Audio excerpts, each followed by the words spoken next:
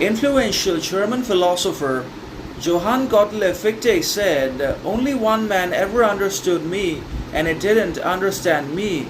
Meaning, understanding actually has always been a very difficult phenomena and a complex reality all by itself without any external requirements, dependencies, or obsessions. Because if understanding helps bridge gaps of communication, misunderstanding, hatred, and jealousy, then it also can lead to misunderstandings, chaos, misinterpretations, etc. And in the modern world, and particularly in the modern context and society, there is more misunderstanding, miscommunication, and gaps in kindness and communication still because of the existence of understanding.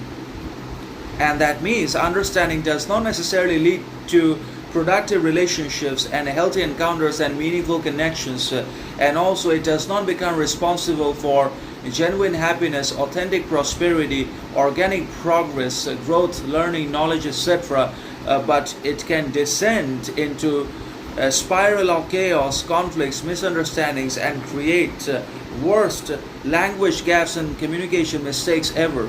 And that's why if understanding is beneficial because of language, and if it helps create and build bridges of communication and kindness and compassion, then it also basically slides into and descends into downward spiral of misunderstanding, chaos, rejection, betrayal, backstabbing, etc.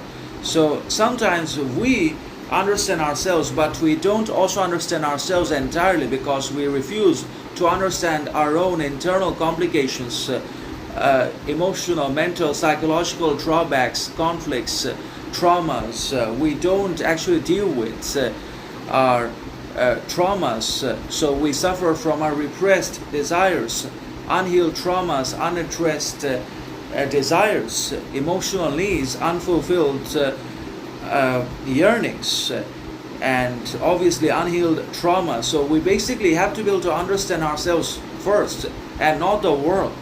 If we can understand our ignorance and the deepest sources of our unhappiness, misery, suffering, grief alongside our ignorance, and if we can successfully deal with and come to terms with our repressed desires and unresolved traumas, then we will be able to achieve genuine happiness and pursue genuine relationships and authentic connections without any compulsions, difficulties, complexities, or internal conflicts, because the conflict is almost always internal. Obviously external chaos and betrayals also exist, but the world is going to understand us the moment we start understanding ourselves and respect